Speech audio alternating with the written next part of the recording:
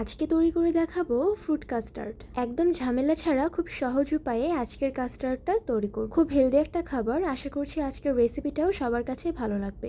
প্রথমে চুলায় গরম পানির মধ্যে দিয়ে দিচ্ছি 1 কাপ পরিমাণে সাবুদানা।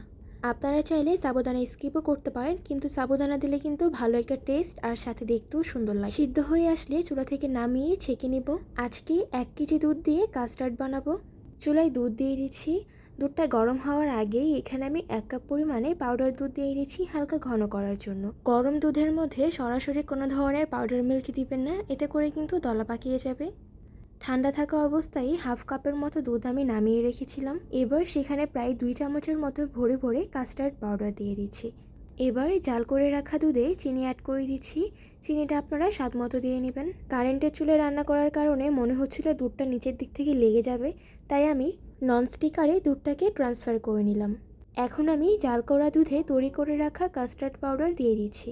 কাস্টার্ড পাউডার দেওয়ার সঙ্গে সঙ্গে দুধটা কিন্তু একবারে ঘন হয়ে আঠালো হয়ে আসবে। এ পর্যায়ে অনবরত নাড়াচাড়া করতে হবে। আমি প্রথমেই যে সাবুদানা সিদ্ধ করে রেখেছিলাম সেটি দিয়ে দিচ্ছি। সাবুদানা দেওয়ার পর আর অল্প কিছুক্ষণ জাল করে নেব, এরপর চুলা থেকে নামিয়ে ঠান্ডা করে নেব। চুলা থেকে নামিয়ে নিলাম। সাবুদানাটা দেওয়ার ফলে কিন্তু দেখতে খুব সুন্দর লাগতেছে, খেতেও কিন্তু ভালো লাগবে।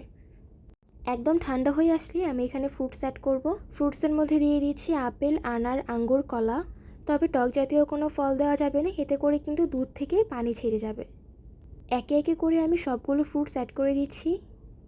প্রথমে আনার দিয়ে দিলাম, তারপর আপেল দিব, তারপরে আঙ্গুর আর কলা দিচ্ছি। এখন কাস্টার্ড ক্রিমের সঙ্গে ফ্রুটসগুলোকে খুব ভালো করে মিশিয়ে নিলেই তৈরি হয়ে যাবে আমার আজকের ফ্রুট কাস্টার্ড রেসিপি।